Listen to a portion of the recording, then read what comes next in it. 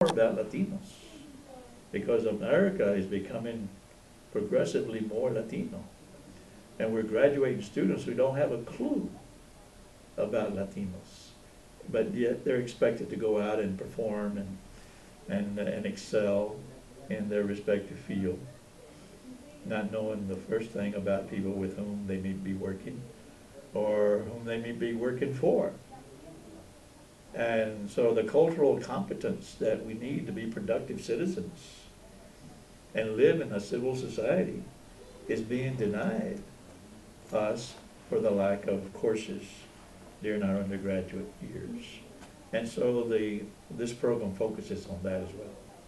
And do you see a lot of potential for growth or a lot of potential for change at this institution from day one to now? I know, I believe it was the second or third week of this program, we spoke with the provost, and today we brought him back. Do you feel that there has been change in these last couple months, or do you think at least there is a potential for change? I think the potential is definitely there. I think we raised a little bit of consciousness. I think we made some people aware of concerns and issues that we have. When we talk about financial aid, the number one reason that we drop out of school, as I said a while ago, is the lack of money. So financial aid is important, and we need to discuss that. What alternatives are there to dropping out? How can we come up with the money to stay in school? All that helps. The fact that we're trying to stay in school, the fact that we're trying to find a way, the fact that we recognize we need mentors, the fact that we recognize more students need to be here, the fact that we recognize the need for more financial aid, all this raises awareness and consciousness on the part of the administration, those who represent this institution and who are in a position to formulate policies that might improve the quality of our academic experience. And so I think we got off to a good start. It's the beginning, and it's going to take a little while. But I think the important thing is that we started the dialogue, and now that we can continue that possibly on an annual basis, we'll be able to revisit some of these very same issues year after year, and be able to measure progress, and be able to see how much substance there is to the rhetoric. Is the rhetoric empty, or is it really substantive? Is the university just saying the right things and doing nothing? Or are they saying the right things and doing the right things? Every year we'll be able to measure the progress that is being made, and we'll be able to issue annual report cards to the university and register our approval or disapproval with the way things are being done. And this will not just make it better for us while we're here as students, but for those that we're encouraging to come to UNR. We want students to come, but if they do, we want their experience to be better than mine. And that's what we're trying to do, so that help the university become better. It can. There's a lot of room for improvement here, from top to bottom. And I think if the university commits itself to improving itself, we can then, in good faith and good conscience, try to bring more Latino students here, encourage more people to come, encourage faculty to come, because the university's commitment is to improve on its record. Its record heretofore is pathetic at best. It really is. It's dismal. It's discouraging. But I think that by pursuing this through constructive dialogue, raising consciousness and awareness, that we can sort through all these problems and find solutions that will make this university proud and will attract more Latino students that will stay and graduate and be proud alumni of UNR and be good ambassadors, because they can speak to the change, how the quality of education improved so dramatically during the time that they were here. That's our legacy. That's what we want to leave behind.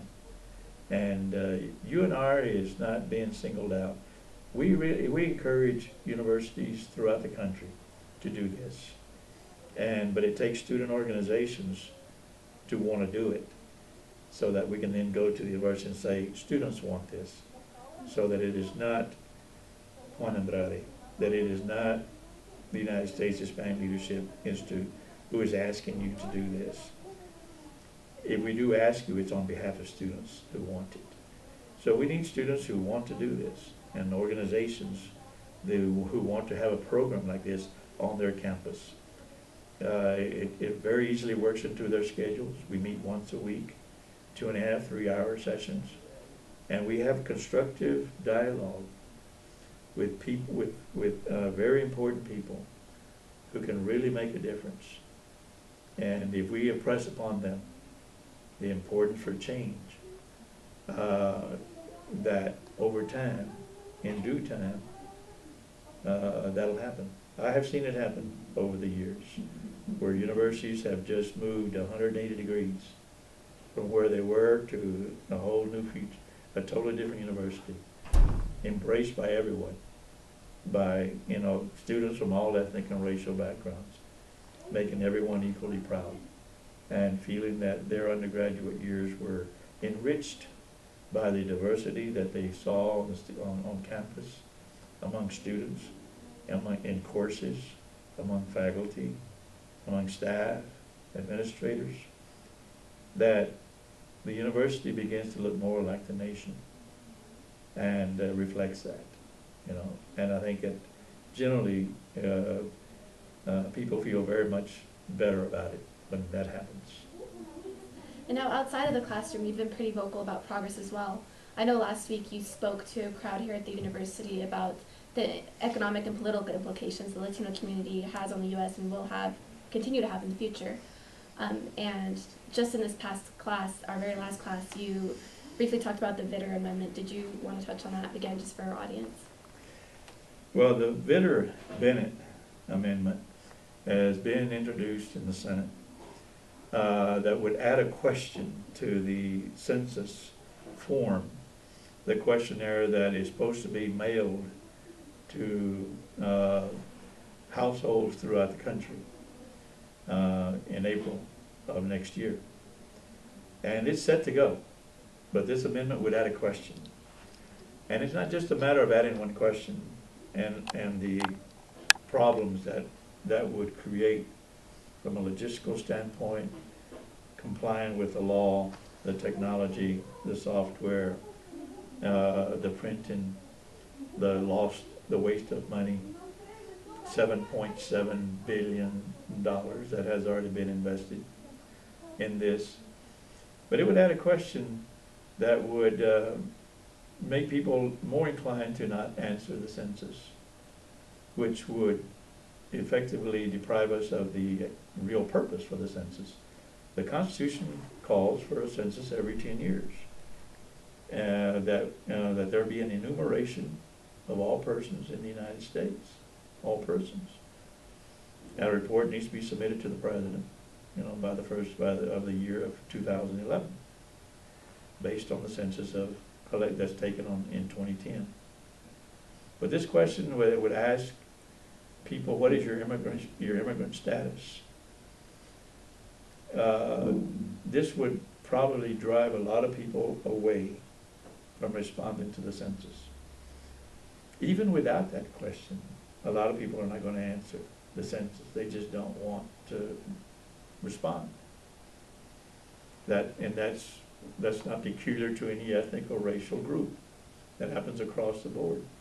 Americans, many of us, don't want to be counted. But this question would make millions of people even less inclined to respond, who may otherwise have responded. But because people who would rather be safe than sorry, I'm not going to, they say, I'd rather not put my name there, my address, and say that I am here undocumented worker. And we assure them that the form, all the information is confidential, they're not gonna believe us. And so they'd just rather just not answer. There's at least $100 to $150 billion at stake in federal funds that would go to cities and states who desperately need the money if Latinos and others do not respond to the census.